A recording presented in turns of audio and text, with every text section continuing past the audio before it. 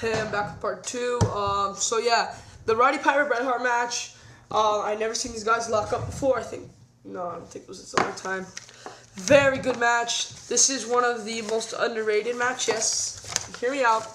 When people remember Bret Hart at Mania or Bret Hart at SummerSlam, which in my opinion, his SummerSlam is where he made a bigger mark. I think he made a bigger mark at SummerSlam than he did at Mania.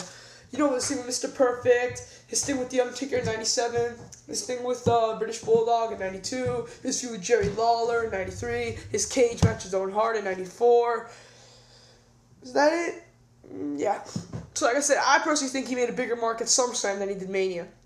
And Mania had his Iron Man match, he had this match, and his match with Austin.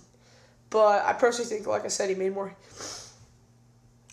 He established himself more. Not to mention 2 out of 3 Falls match with Demolition in the early SummerSlam ages.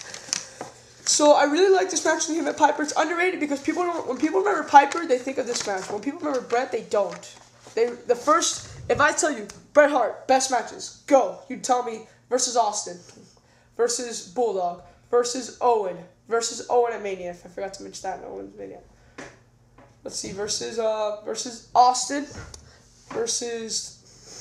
Austin, Bulldog, Owen at Mania, Owen at SummerSlam, Shawn at WrestleMania, Mr. Perfect at SummerSlam, and am I missing one? Undertaker at SummerSlam, and then you'd say Piper at Mania, and I think, in my opinion, it should be a little higher because this was big. I honestly didn't think Piper would drop the title. I actually thought that Piper would retain, but that didn't go. Did it go that way?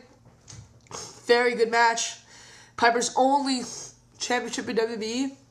He held it for 2 months and he lost it to Bret. That's why it's also the most memorable in my eyes.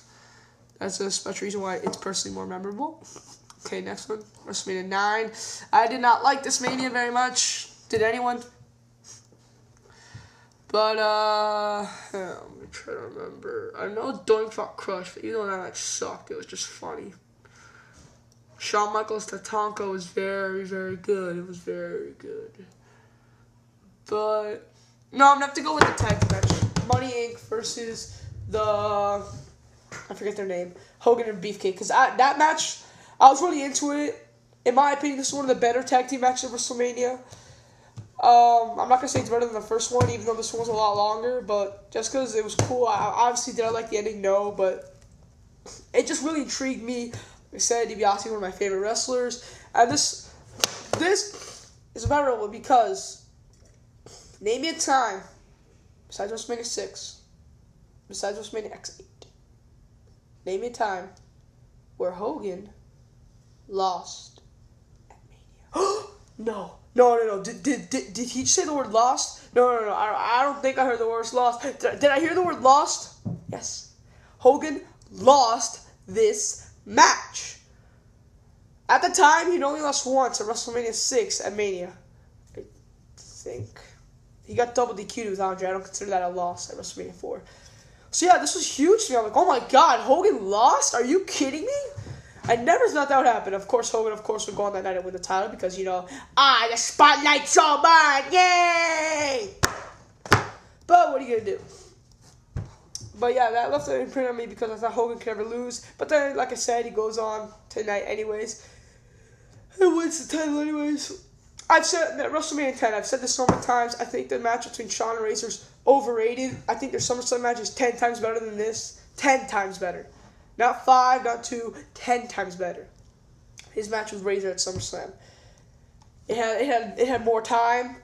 It was just really cool. Yeah, so it's no shocker. My favorite match here is Owen Bret, best opener in wrestling, possibly wrestling history.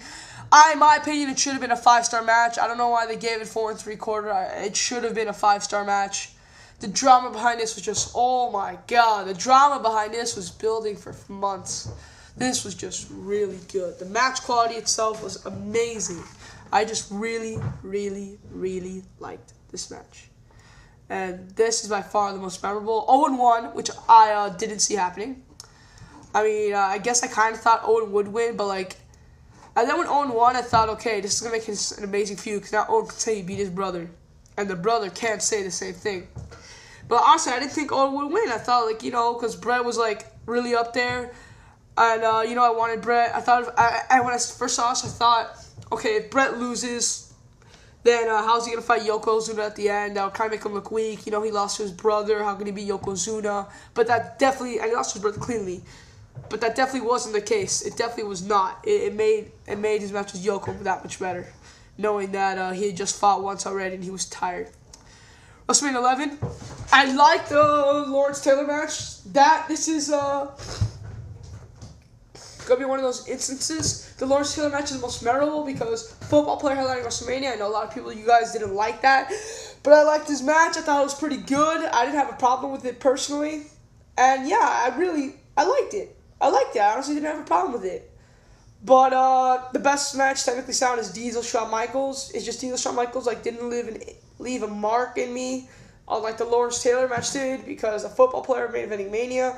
But Diesel Shawn was the best technically sound match, and I really liked the match. WrestleMania 12. I don't want to say it. But is there another one? No, I have to say it. Damn it. Memorable by far, Shawn Michaels, Bret Hart. And yes, that match was the best technically sound match. Whatever. I think this match is extremely overrated. The first 20 minutes of this match sucked. They were doing headlocks for 20 minutes. I was bored out of my mind. I fell asleep like 3 times. For 20 minutes of headlocks, I have to rewind. And then I watch what I missed, headlocks, and then I watch a little more headlocks. I mean, God. And the last 40 minutes was good, but it wasn't, like, spectacular. And only the last 20 minutes did start to get good. I think this match is great, yes, I do, because of those last 20 minutes. But, yeah, like I said, they could have just cut the first 40 minutes of this match, had those last 20 minutes, and this match would have been possibly a 5-star match. I think that's why people don't give it 5 stars.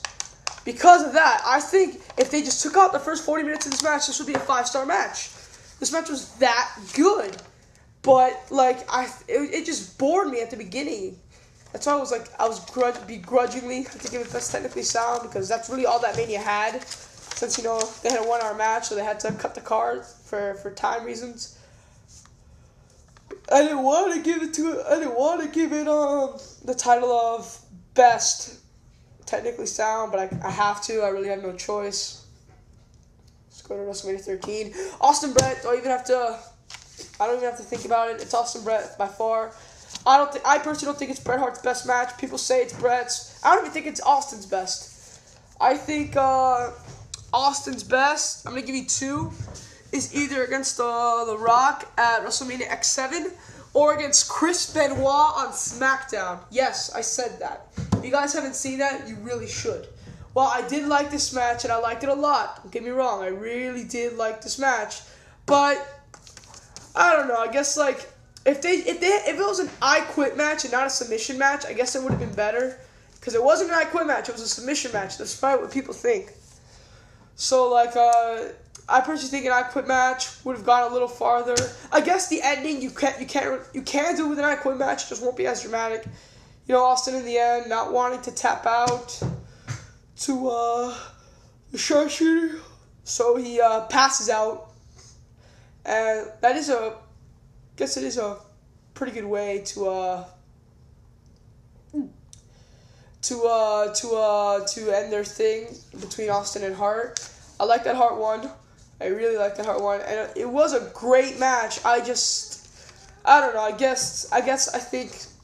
just don't think for people to call it Bret's best match. I'm not so sure, because this one was all about submissions, and I like Bret when he's a little more technical. With the technical. How stupid does that sound? I like Bret when he's a little more grapple-like. With the suplexes, the elbows, the throwing to stairs, the thing he did with Mr. Perfect when he grabs him by the hair. I know you can't do that with Austin, though. And I don't know. I just don't think it's Bret's best match. I think it's a 5-star match. I do think it's a 5-star match. But I think Bret Hart has had better matches. Maybe not better matches. Maybe not a lot of them. But I think maybe, I said, in my opinion, the best cage match of all time is Bret Owen at SummerSlam. And I think Bret's best match is either against Owen in the cage, Owen at Mania, or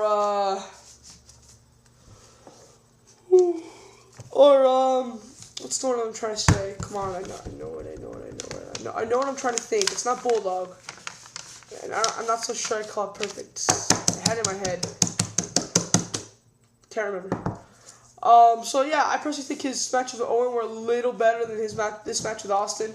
Like I said, I personally think Austin's best match was either against Benoit on SmackDown or against The Rock at X7. But if you want to call this, because Austin really wasn't a submission wrestler, so I thought it was kind of out of his place to have this match. If it was an I Quit match and just an I Quit match, in my opinion, it would have been a lot better. And I know this match was 5 stars, and I Quit match could have been like 8 stars or 9 stars. So that's my take on it. I know it's one of the greatest matches of all time, and it is, but I just don't think it's Bret's best match. Now.